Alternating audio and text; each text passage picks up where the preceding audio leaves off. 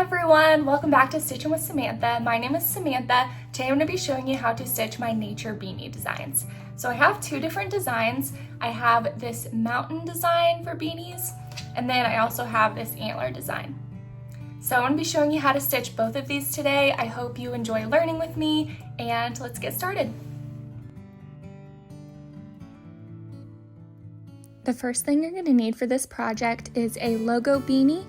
Something with a square logo. I have a ton of beanies linked on my Amazon storefront, and I'll put that in the description of this video. Today I'm going to be using a white Columbia beanie and a brown Carhartt beanie. You're also going to want a water-soluble embroidery pattern. I have these in my Etsy shop, Stitching with Samantha. These are both adult size, but all of my beanie patterns come in 4 different sizes. I have printable versions you can print yourself at home, or versions I mail to you. Next, you're going to need DMC Embroidery Thread. I'm using 842-3053 and White or Blanc by DMC for the mountain beanie. And then for the antler beanie, I'm using 839. Feel free to experiment with other colors, but I wanted to include the colors I'm using so you can replicate it exactly if you'd like to. We're going to start on the mountain beanie. I like to be able to see the logo of the beanie while I'm stitching. I don't like to accidentally stitch over the logo, so I'm going to go ahead and cut out the square so that I can then take my pattern off of the backing and place it around the logo.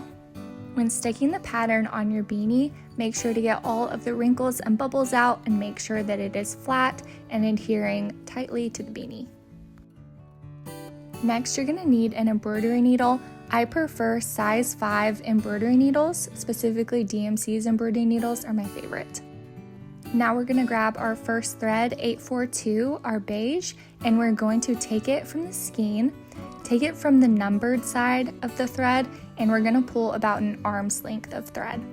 We're then going to cut off our thread once we have about an arm's length, and then I'm actually going to be using all 6 strands for this pattern. So I'm going to show you here. DMC embroidery thread comes automatically with 6 strands of thread, so if you want a more dainty look or you're stitching something smaller, you can separate them. I'm using all 6, and I'm taking it through the eye of my needle. Then it's going to hang down about 3/4 of the way, and then on the longer side of the thread, I'm going to tie a knot. You can tie a normal knot, or you can follow this way that I learned.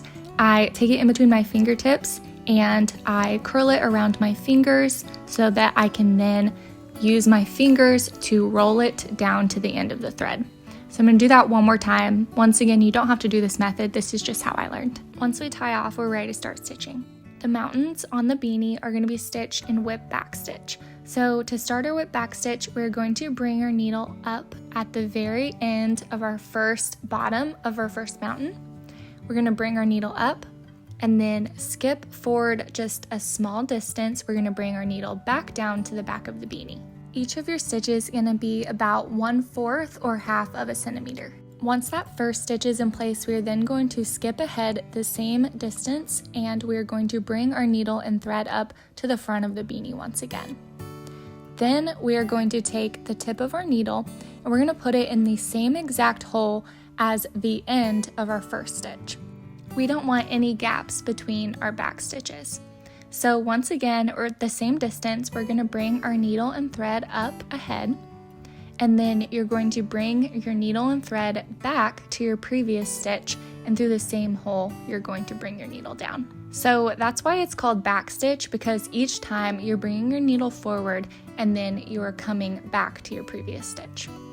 So you're going to keep doing this method, doing back stitches for the entire outline of the mountains.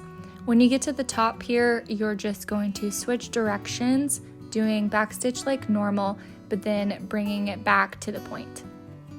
So back stitch can seem kind of daunting because you're worried you'll get it the same distance every time. Use this time as a bit of practice because we are going to go back through and whip our back stitches. They don't have to be super perfect right now. This is a great time to learn, but you do want to try to make them the same distance, and like I said, use this as a practice time to get better at them.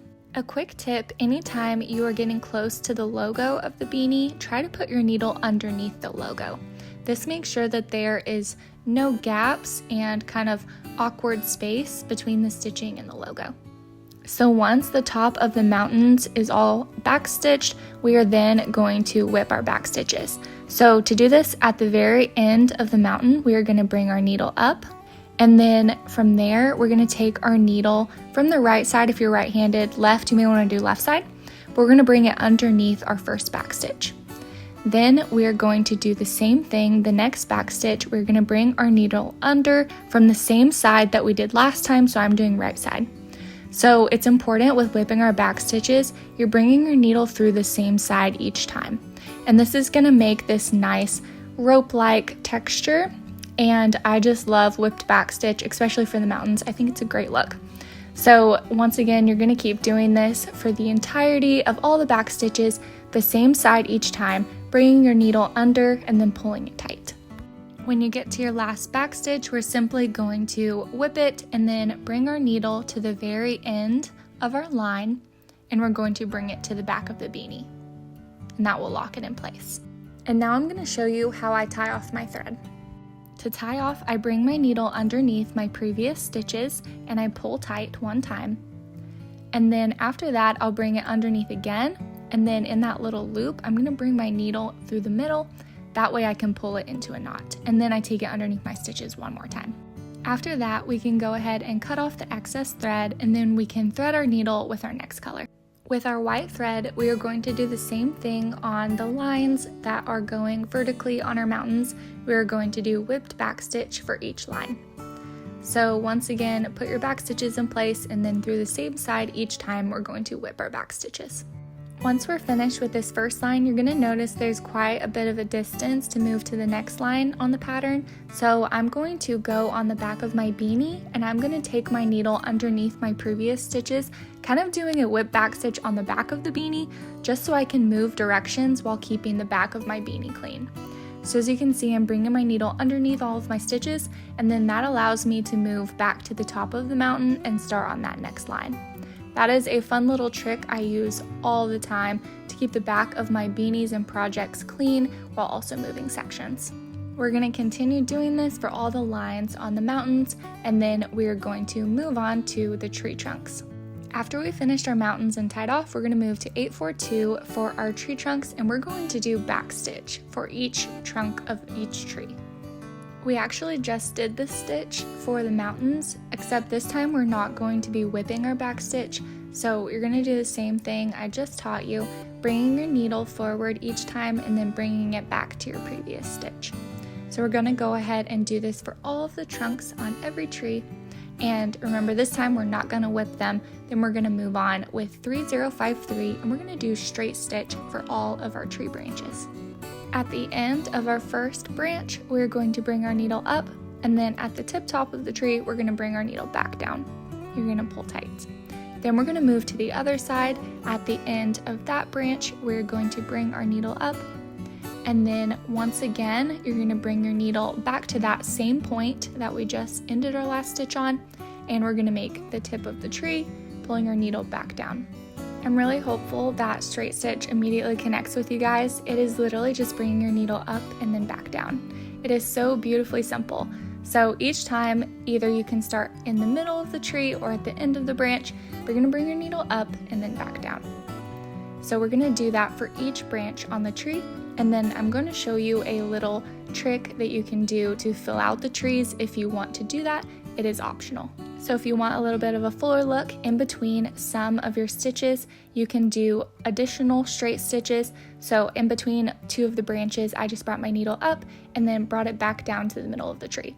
So I'm going to do that a few times throughout the tree, and as you can see, just gives it a little bit of a fuller look. So I'm going to do that for every tree on this pattern and show you what that's going to look like. When you come to the trees underneath the logo, remember, when we come towards the logo, we're actually going to go underneath the logo.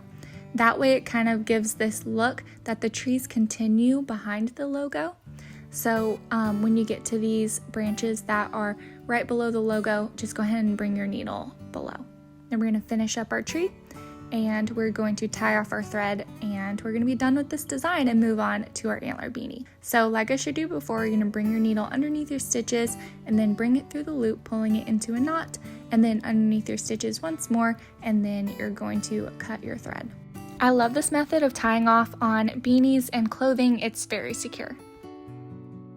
Now I'm moving on to my antler beanie, and I'm going to go ahead and remove it from my backing and stick it on my beanie. Make sure that there's no bubbles or creases, and then we are going to be ready to thread our needle, and we are going to be using this 839, and once you've threaded your needle and tied a knot at the end, we can begin. For the antlers, we're actually going to be using whipped backstitch, so we've already went over that for the mountains, but slightly different with this setup. I'm going to bring my needle up about 1/4 of a centimeter from the logo, and then to start the antlers, I'm going to bring my needle back down underneath the logo. Once again, I just like there to be no gaps. So that's going to be how I start my backstitch, and then like we did with the last beanie, skip it forward the same distance, and then bring your needle back down at the end of your previous stitch in the same hole. By the end of these 2 beanies, you should be a backstitch and whipped backstitch pro, because genuinely that's mostly what we're doing on these 2 beanies. It's very simple actually, but once you have it down, it's just, these stitches are so usable for a lot of embroidery patterns. So these are great for beginners. So once again, we're going to change directions for our antlers by just doing a backstitch and bringing it up to that point. And we're going to continue doing that for every part of the antlers. There's a lot of points on the antlers, so that's important when you're doing your backstitch. Just make sure that you are coming back and making a point. We're going to continue doing this across this whole left side of the beanie, and then I'll show you how to end our backstitch. Just like we started this side of the beanie, I'm going to go underneath the logo to do my last backstitch so that there's no gaps. So I'm going to bring it underneath the logo, and then I'm going to bring it back to my previous stitch to end this side.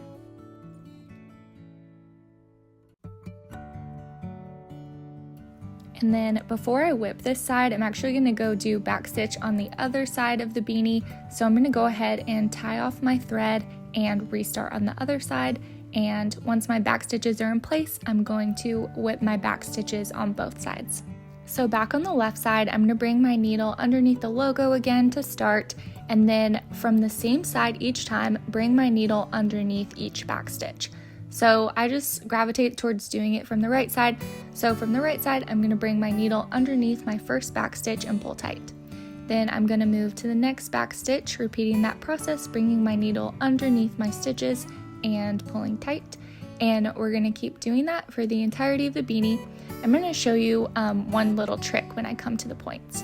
So when I come to a point here, I want there to be a sharp point in the antler. So I'm actually going to bring my needle down at the point, and then I'm going to need to restart in a new direction. So with whip backstitch, that would pull your thread back up. So instead I'm going to anchor it by bringing my needle underneath my stitches on the back, and then I can bring my needle up at the exact same place on the point, and then my thread won't come up and I can restart my whipped backstitch.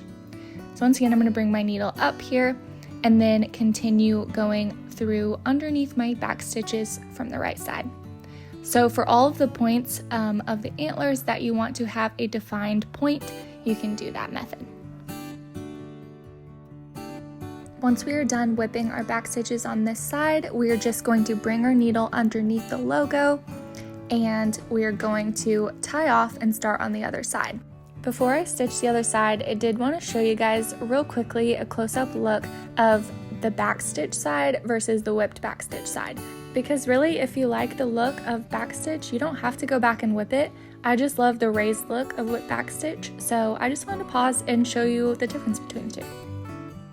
Now we're going to stitch the right side of the beanie, and then after that we're going to go ahead and tie off our thread, and then I'm going to show you how to wash off stabilizer, which is also a really important part of stitching on beanies and is often looked over, so let's do that now.